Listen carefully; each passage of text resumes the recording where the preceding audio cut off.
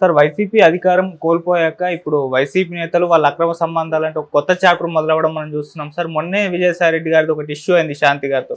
ఇప్పుడు మళ్ళీ YCP MLC Duvvada శ్రీనివాస్‌ది కూడా అక్రమ సంబంధం అంటూ చెప్పి వార్తల్లో మొత్తం హల్చల్ చేస్తున్నారు సార్. అసలు ఏం జరిగింది? మరి ఎవరితో అక్రమ సంబంధం పెట్టుకున్నారు? మరి దీనిపైన మీ విశ్లేషణ ఏంటి? యాక్చువల్గా విజయసాయి రెడ్డి దీన్ని కంపేర్ చేయలేము, ఎందుకంటే ఇది ఫ్యామిలీ మ్యాటరు. విజయసాయి రెడ్డిదేమో ఆమె ఎంప్లాయీ జాబ్ చేస్తుంది, వాళ్ళ భర్త కంప్లైంట్ చేశాడు. బట్ ఇది ఏంటంటే మన నరేష్తో కంపేర్ చేయొచ్చు. ఇక్కడ నరేష్ ఎలాగైతే పవిత్రతో కలిసి ఉన్నాడు, మూడో భార్య విడాకులు ఇవ్వట్లేదు, same similar situation Duvvada Srinivas. ఆయన గతంలో ఎమ్మెల్యేగా పనిచేశాడు, మొన్న కూడా పోటీ చేశాడు. సో ఇప్పుడు ఎమ్మెల్సీగా ఉన్నాడు యాక్చువల్గా, టెక్కల్ నుంచి వైసీపీ ఎమ్మెల్సీ. సో ఆయనది యాక్చువల్గా ఎలక్షన్ అప్పుడే గొడవలేనాయి. ఎలక్షన్ అప్పుడే వాణి ఈయనకి వ్యతిరేకంగా ఆమె నామినేషన్ వేసింది, వీళ్ళ భార్య. సో వీళ్ళ భార్యకి ఆయనకి గొడవలు ఎప్పటి నుంచో ఉన్నాయనేది అందరికీ తెలుసు. సో ఇప్పుడు ఆమె గొడవ చేస్తుంది. సో దీన్ని పబ్లిక్ ఇష్యూ చేసి గొడవ చేస్తున్నాను. ఇది ఆల్రెడీ కొత్త విషయం అయితే కాదు. దువ్వాడ శ్రీనివాస్కి భార్యకి గొడవలు ఉన్నాయనేది అందరికీ తెలుసు, ఎందుకంటే ఎలక్షన్ అప్పుడే ఈయనకి వ్యతిరేకంగా పోటీ చేస్తున్నాము. సో అసలు ఇప్పుడు ఏంటంటే కొత్తగా రంగంలోకి దివ్యల మాధురి అనే ఆవిడ రంగంలోకి వచ్చింది. ఈ దివ్యల మాధురితోనే దువ్వాడ శ్రీనివాస్ కలిసి ఉంటాడు. ఓవరాల్గా పిక్చర్ ఏంటంటే దువ్వాడ శ్రీనివాస్ వాణి అనేవాళ్ళు దంపతులు, వాళ్ళకిద్దరు ఆడపిల్లలు ఉన్నారు, టీనేజ్ అమ్మాయిలు. సో వీళ్ళిద్దరి మధ్య గొడవలు ఉన్నాయి, ఈ గత 2 ఏళ్ళుగా గొడవలు ఉన్నాయి. సో దాంతో ఈయన వాళ్ళు డిమాండ్ చేస్తున్న మేరకి ఇతని ఆస్తులన్నీ కూడా ఆడపిల్లల పేరుతో రాసేశాడు. సో ఈయనకి ఆస్తులు ఏమీ లేవు. సో ఇప్పుడు ఈయన దివ్యల మాధురి అనే ఆమెతో ఉన్నాడు. ఆమెకి ఆల్రెడీ పెళ్ళయింది, ఆమెకు ఒక 3 ఆడపిల్లలు, ఆమె ఇతను కలిసి ఉంటున్నారు. ఇది పిక్చర్. అయితే విడాకులు అయితే లీగల్గా తీసుకోలేదు. సో ఇప్పుడు వాణి డిమాండ్స్ ఏంటి అనుకున్నప్పుడు, ఇట్లా నాతో నేను భార్యగా ఉంటే ఇతను వేరే అమ్మాయితో ఉంటున్నాడు అని ఆమె అంటుంది, నాకు న్యాయం చేయండి అంటాడు. అతనేమంటున్నాడు, నేను ఆల్రెడీ ఎప్పటి నుంచో దూరంగా ఉంటున్నాం మీ ఇద్దరం, నాకు ఆమెకు అధికార పిచ్చి, పదవి పిచ్చి, అందుకోసం నన్ను దూరం పెట్టేసింది. సో నేను ఆస్తి అంతా కూడా ఆమెకి ఇచ్చేసాను. సో ఇప్పుడు పిల్లలకి ఇచ్చేసాను, ఇప్పుడు ఏమీ లేదు, కావాలని నన్ను బదనాం చేయడానికి, రాజకీయంగా ఇబ్బంది పెట్టడానికి మాత్రం ఆమె ట్రై చేస్తుంది, దీని వెనక తెలుగుదేశం వాళ్ళు ఉన్నారు అనేది దువ్వాడ శ్రీనివాస్ చెప్పింది. ఇక దివ్యల మాధురి ఆమె వెర్షన్ ఏంటంటే, ఆమె కూడా నిన్న టీవీ ఛానల్తో మాట్లాడింది. ఆమె వెర్షన్ ఏంటంటే, అసలు మేమిద్దరం కలిసి ఉండడానికి కారణమే వాణి, నేను మామూలుగా అంతకుముందు నాకు ఆయనతో అఫేర్ ఏం లేదు, కానీ ఈమె మా ఇద్దరికి అఫేర్ ఉందని ప్రచారం చేసి గందరగోళం చేసింది, దానివల్ల నా తల్లిదండ్రులు అందరూ కూడా దూరం అయ్యారు. విధి లేని పరిస్థితుల్లో నేను ఎలాగో ప్రచారం చేసింది, గందరగోళం చేసింది కాబట్టి ఆయనతోనే ఉందామని డిసైడ్ అయ్యాను. నేను ఆయన యాక్చువల్గా ఆత్మహత్య చేసుకోవాలనుకుంటే ఆయనే కాపాడారు అని ఆమె వెర్షన్ చెప్తుంది. అంటే సో ఆమె ఏం చెప్తుందంటే, నేను ఆస్తి కోసం ట్రాప్ వేసాను అంటున్నారు, ఆయన దగ్గర ఆస్తే లేదు. ఈయన యాక్చువల్గా మొన్న ఎలక్షన్లో నా డబ్బులు నేను 2 కోట్లు ఖర్చు పెట్టాను, నాకు మా భర్త నెలకు 10,000 సంపాదిస్తాడు, మాకు ఆస్తి ఉంది కాబట్టి మేము వెల్ సెటిల్డ్ ఫ్యామిలీ మాది, నేను ఆస్తి కోసం ఆయన వలవేయాల్సిన అవసరం లేదు. రెండోది, మాది ఇల్లీగల్ కాదు, ఎందుకంటే మేము పెళ్లి చేసుకుంటే అది ఇల్లీగల్, పెళ్లి చేసుకోలేదు, సహజీవనం చేయొచ్చని సుప్రీంకోర్టే తీర్పు చెప్తుంది. 2 అడల్ట్ కలిసి ఉండొచ్చు అని పెళ్ళైన వాళ్ళు కూడా వాళ్ళిద్దరి మధ్య లైంగిక సంబంధం ఉండొచ్చు, కన్సల్టింగ్ అడల్ట్స్ అంటారు, సుప్రీంకోర్టు చెప్పింది అనేది మాధురి చెప్తుంది. అంటే క్లియర్గా ఇక్కడ మనకి అంటే కంప్లీట్ సమాచారం లేదు, మీడియాలో వచ్చిన దాన్ని బట్టి మనం అనలైజ్ చేయాల్సి ఉంటుంది. సమాచారం ఎంత ఉంటే దాన్ని పెట్టుకొని చేయాలి.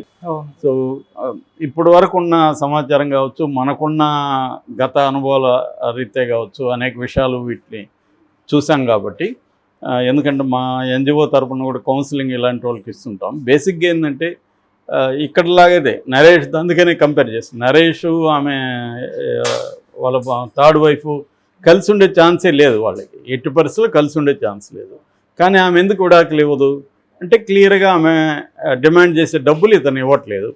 సో నువ్వు డబ్బులు ఇవ్వవు కాబట్టి నేను విడాకులు ఇవ్వనని ఆమె ఇది చేసింది.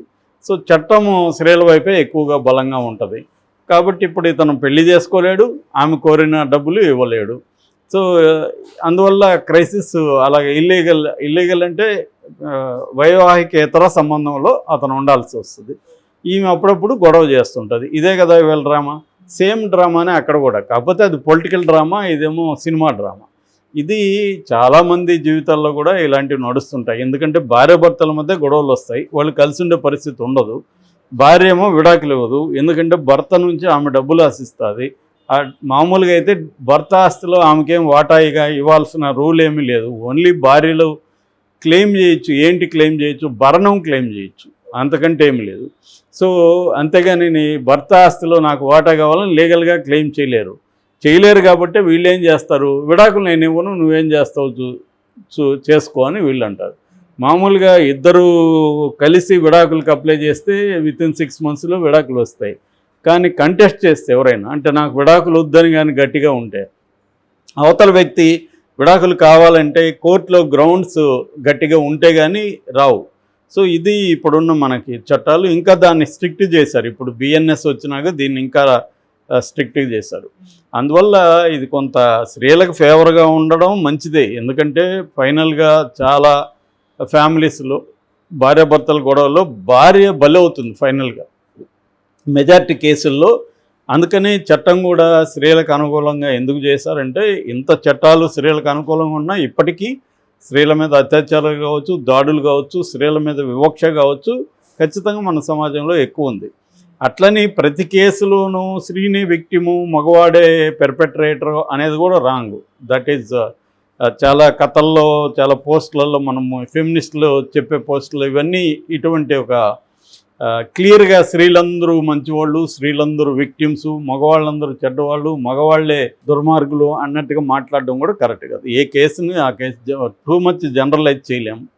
సో జనరల్గా ఈ మధ్యకాలంలో ఏం చేస్తున్నారంటే, ఎక్కువ ముఖ్యంగా అర్బన్ ఉమెన్ ఒక రకమైన బ్లాక్మెయిల్ చేస్తున్నారు మగవాళ్ళని. పెళ్ళిళ్ళు చేసుకోవడం, నాకు మాత్రం అఫైర్లు ఉంటాయి, నా ఇష్టం వచ్చినట్టు నేను ఉంటాను, నాకు ఫ్రీడమ్ ఉందని వాళ్ళు అనడం.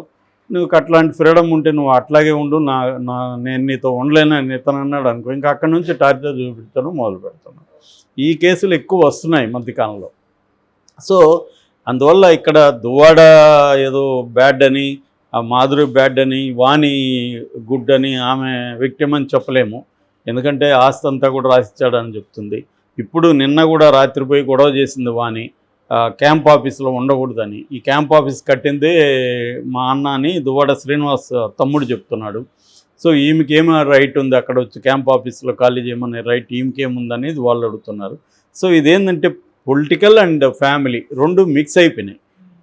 ఇక్కడ ఖచ్చితంగా తెలుగుదేశం వాళ్ళు దీన్ని ఉపయోగించుకుంటారు కాబట్టి తెలుగుదేశం మీడియా దీన్ని బ్లోఅప్ చేస్తుంది, పెద్ద ఎత్తున బ్లోఅప్ చేసి నేచురల్. అది తెలుగుదేశం వాళ్ళు ఉన్నప్పుడు వైసీపీ కూడా ఇదే చేస్తుంది. సో రాజకీయాలు కాదేది రాజకీయాలకు అనర్హం అన్నట్టుగా ఆంధ్రప్రదేశ్లో ఏ పర్సనల్ ఇష్యూ అయినా అది పర్సనల్గా ఉండదు, రాజకీయాల్లోకి వెళ్ళిపోతుంది. అలాగా దువ్వాడ శ్రీనివాస్ అనేది మామూలుగా ఒక భార్యాభర్తల మధ్య గొడవ, వాళ్ళిద్దరూ కలిసి ఉండే ప్రసక్తి లేదు. అందుకని దువ్వాడ శ్రీనివాస్ ఇంకొక ఆమెతో ఉంటున్నాడు. నిజంగా లీగల్గా తీసుకున్నా, మోరల్గా తీసుకున్నా దువ్వాడ శ్రీనివాస్కి ఆప్షన్ లేదు. ఈమె ఏం చేయాలి, ఈమె కలిసి ఉండే పరిస్థితి లేదు. ఈమె డిమాండ్స్ ఏమున్నాయి అనేది క్లియర్గా చెప్పట్లేదు. ఆమె అతను నాకు అన్యాయం చేశాడు అంటుంది. మరి ఆస్తి ఇచ్చాడు, ఇంకే రకమైన అన్యాయం, నీతో కలిసి ఉండే ప్రసక్తి లేదు ఇద్దరికి. పిల్లలేమో ఇప్పుడొచ్చి 2 ఏళ్ళు విడిపోయి ఉంటే, మాధురి ఏమో అడుగుతుంది 2 ఏళ్ళకు దూరంగా ఉంటే, ఇప్పుడొచ్చి పిల్లలు నాన్న మేము మీతో ఉంటామనే ఒక డ్రామా తప్ప ఇంకేం కాదని అంటుంది. సో అది కూడా మనకు డ్రామాగానే అనిపిస్తుంది. సో క్లియర్గా వాణి ఇతని కక్ష, వీడు చాలామంది స్త్రీలకు ఎలా ఉంటుందంటే, నన్ను వదిలేసి వీడు హ్యాపీగా ఉన్నాడు, వీడిని హ్యాపీగా ఉంచని అన్న యాటిట్యూడ్ కూడా చాలామందిలో ఉంటుంది. సో ఇదంతా ఏంటంటే, ఒక్కోసారి మనం వదిలించుకోవడం కూడా నేర్చుకోవాలి సంబంధాల్లో. ఇప్పుడు ఆమె ఆస్తంత ఇచ్చానంటున్నాడు, లేకపోతే ఆమె లీగల్గా ఫైట్ చేయాలి. సో ఇదంతా ఏంటంటే పొలిటికల్గా ఇతను వైసీపీలో ఉన్నాడు కాబట్టి ఇతను బదనాం చేయడానికి ఖచ్చితంగా తెలుగుదేశం వాళ్ళు ఆమెకు కూడా హెల్ప్ చేసే అవకాశం ఉంది. ఓకే, కాబట్టి ఇది ఫ్యామిలీ మ్యాటర్ అయితే, మామూలుగా ఫ్యామిలీ మ్యాటరే, భార్యాభర్తల ఇష్యూలే అత్యంత